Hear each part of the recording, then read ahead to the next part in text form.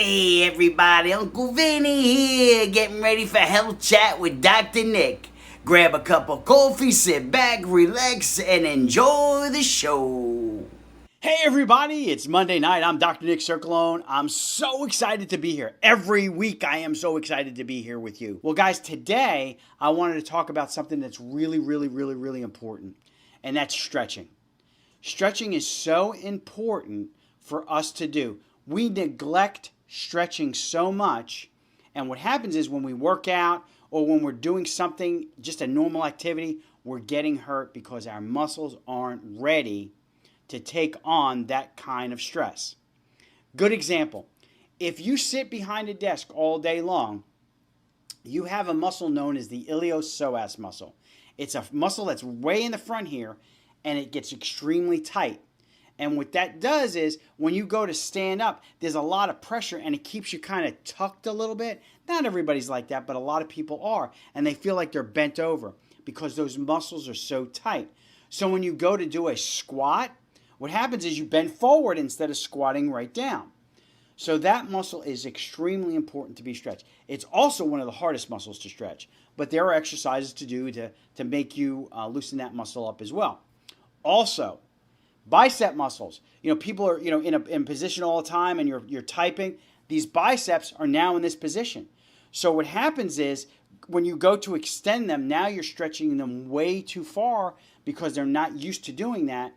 And when you go to curl that muscle, you may injure that bicep muscle. Those are just little examples of how not being conditioned can cause pain and, of course, aggravation later on. Now, you know as well as I do, if you're exercising and you hurt yourself, you don't want to exercise anymore. And then you don't meet your goals, you get depressed. That's not what we want. So I want you guys to start stretching. Now, 5 minutes to 10 minutes of stretching before you do an activity is extremely important. Remember, 5 to 10 minutes. Not a couple little, I'm done, now I'm ready to go. No, you got to be diligent at doing your stretches. I guarantee you if you do that, you'll have less pain, you'll have less chance of injury, and you'll feel tons better. There's a structure in the muscles called the Golgi tendon organ. Okay, don't want to call it an organ. It's not really an organ, but what it does, it knows the length of a muscle.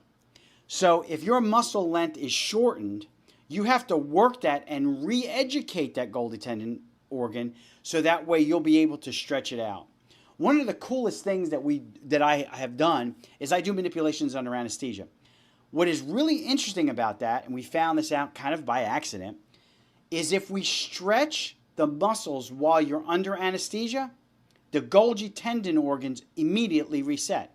So you don't have to kind of train them to do that. So that's just kind of a little side note. But if you retrain those Golgi tendon organs, they won't be so tight. You'll have a longer muscle length, which will be able to give you full range of motion and causing you less pain. Also, you want to think about your diet. Diet, coupled with exercise, coupled with the stretching, will make you feel tons better.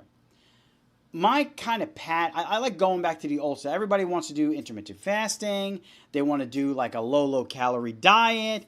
They want to drink shakes in the morning, drink shakes in the afternoon, and have a sensible meal at night. You guys know what I'm talking about. These are not that healthy. I prefer to go back to that old saying is 3 meals a day, 2 snacks. Now, I do like intermittent fasting, but I do intermittent fasting more for spiritual than I do for weight loss and things like that. So that's just a personal thing. But I do feel better when I do fast sometimes. But if you keep your calories low between 2,000 and 2,500, you're getting enough calories in your body, you're getting enough fuel in your body, that way you can do those exercises and do those activities without being exhausted afterwards. Now, I'm saying exhausted because one of the things that people don't realize is when you have tight muscles, regardless if you're exercising or not, you're producing a lot of energy in contracted muscles, which is going to cause you to be fatigued. There's a system in the body called the Krebs cycle. I'm not going to go into the whole biophysical and mechanical and physiology of the whole thing. But what I am going to do is I'm going to tell you that it produces ATP, adenine triphosphate. And what that does, it's an energy molecule. It's very important. Now, this system, to me, has always seemed that it doesn't function properly. But it does. I mean, it works perfect. We were designed by God to work exquisitely. But this system, it takes two ATP molecules, two energy molecules to create one. 2 to 1. Not 1 to 2, but you have to produce 2. You have to use 2 to make 1. So if your muscles are already contracted, you're using energy that your body has to restore, and it takes time to restore that, and sometimes it doesn't. So if you have contracted muscles, you're not eating properly, you're not stretching properly, you're not exercising properly, you're not sleeping properly, you are going to be exhausted. So think about that when you start planning your exercise program. Remember what we talked about last week? I don't care if you quit your exercise, start it back again. The difference between failure and success is that you don't keep down. If you quit, you start again. If you have a problem and you quit, you start again. Do not get yourself in a rut where you're turning around and going, oh, I just quit so many times, I just can't do it. Nope, you try it again. The more you do it, if you quit and you start again, you will eventually attain the goals that you want to attain. It's all up here, guys. Remember what we talked about last week? It's not trying to exercise, you're training to exercise. You're training to do things. You're training to eat right. You're training to make sure you have a lifestyle change. You're training to do the things that you want to do. That's the discipline that you need. Not the trying discipline, not the willpower discipline, but the training discipline. So guys, really, really, really consider how and set up a program that's going to be beneficial for you. I don't want you joining a gym, going into the gym, getting your sweatpants on, getting your headband on and your wristband on, back in the 80s, and going in the gym and picking up every single weight the first day that you're there, because you will never go back. Everything in moderation. If you cannot run a mile, then walk a mile. If you can't walk a mile, then walk a half a mile. And eventually you'll run a half a mile. Then you'll run a full mile. These are things that you have to train to do. I am one of those people that if I give up on something, that's not in my vocabulary. I can't is not in my vocabulary. I am going to do this. I am going to succeed in doing this. If I have to do it 25,000 times, I will do it. Eventually, we will get it right.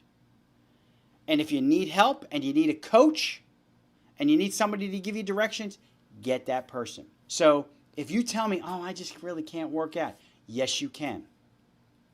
If you can't get up out of that chair and walk around the house, find a way to do that. You don't have to start by running a marathon. All you have to start is by moving. Remember, if you've listened to the show, I've been saying function is the key. The more functional you are, the better you feel. And remember that it's mind, body, spirit. Getting all of those things working in synergy will help you be a better, more productive person. I don't care who you are. It's the same for everybody. And positive attitude is key.